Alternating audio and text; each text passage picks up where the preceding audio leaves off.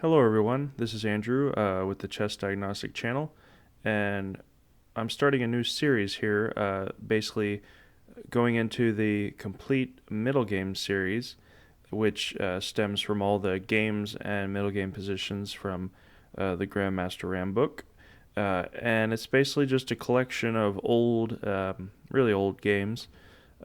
Today, we're starting with the first one, which is a miniature. I think it's 15 or 16 moves, and it's between Carl Mayet versus Adolf Anderssen. Anderssen's black, and black's the winner, so that's the side we're going to be analyzing from.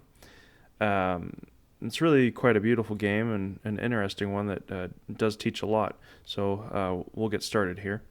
It basically starts out with e4 as a kind of a Rai Lopez here. And so my understanding of this game and middle game positions in general is from the opening, you basically want to develop all your pieces as quickly as possible.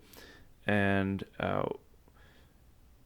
both Mayet and Anderssen are striving to do that. So far, they've done fine. But Mayet starts to go a little astray, as we'll see. So bishop to c5. In addition to developing your pieces as quickly as possible, you also want to put them on the most active squares.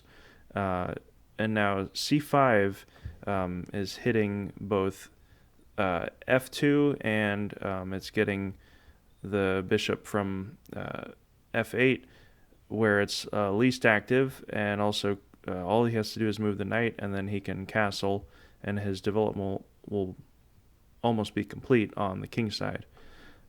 So white plays c3. The idea is obviously to play d4, gaining control and space in the center, but the downside is that it neglects the development of his kingside pieces here, namely the knight and the bishop.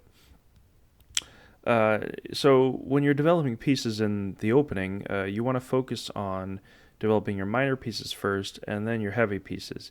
If you develop, say, your queen or your rook too early, then it's a lot easier for the opponent to attack them with pawns or with minor pieces and chase them back. So c3, theoretically it's a good idea, but it does violate the principal development in the opening. And so Anderssen's just playing very simply and logically. He develops another piece, his knight, preparing castling.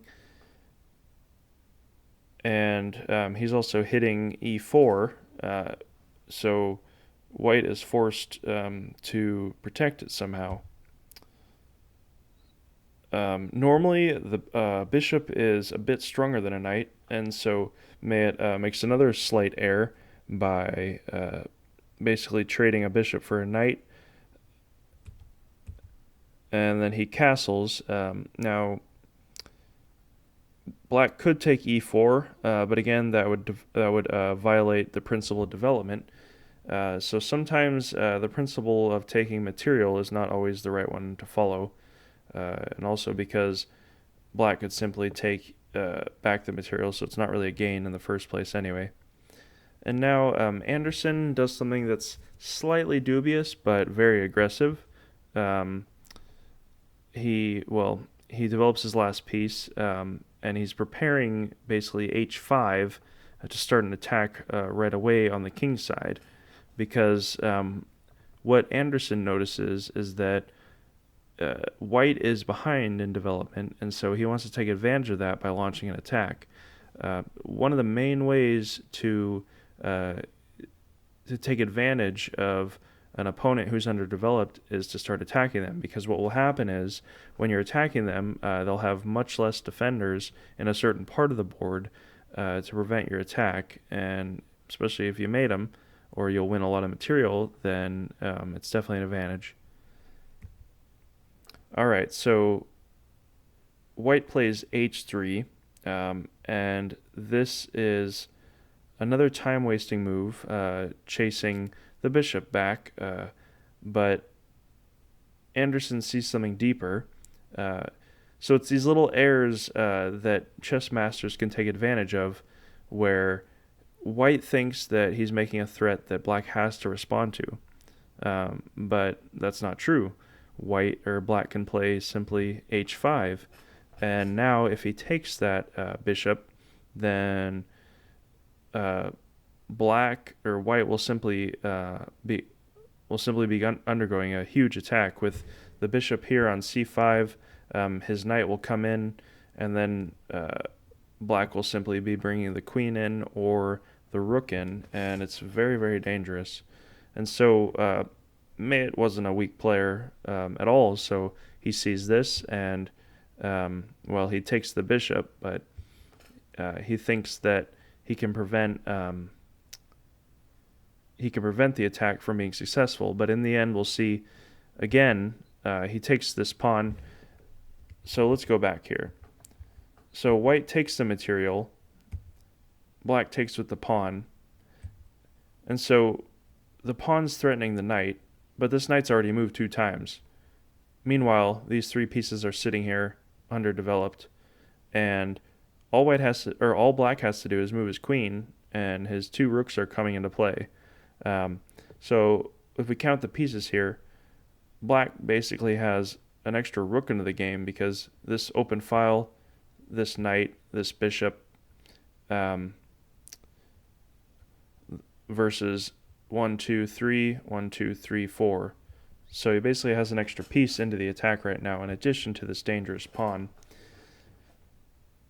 Alright, so White's planning to play d4, and he thinks he'll close off the center, but that's not what happens here.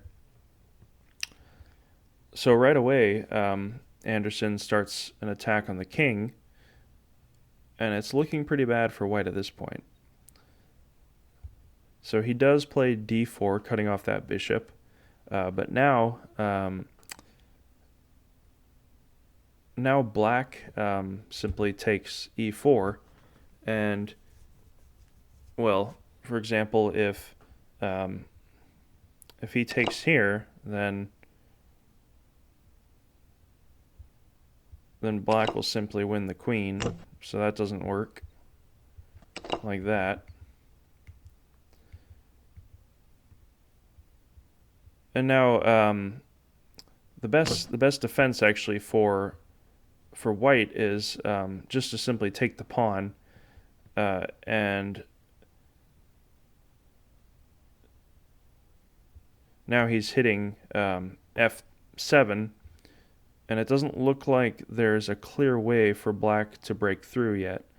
So objectively, at this point, white does have an out, but that's not the easiest move to see. Instead, he plays queen to g4, allowing basically a horrendous attack now.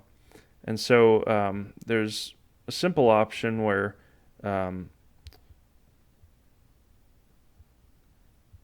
for example, if he takes with the pawn here, then white is basically forced to give up his queen like that.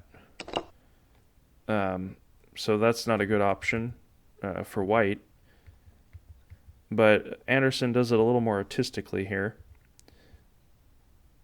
He plays bishop to d4, and now if he takes with the bishop here, he can do that same line where he takes f2, but instead white takes with the queen on e4, and now this allows a very quick mating attack. I'll give you a second if you want to pause the video to analyze what black does here.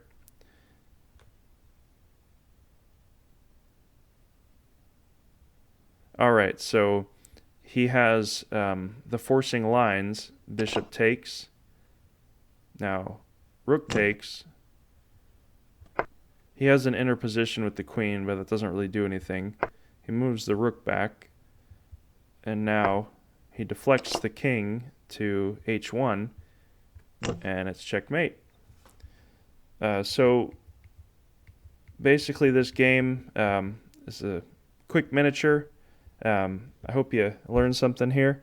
If you want to hit the subscribe button and leave a comment, just let me know what you think. All right, thank you very much. Bye.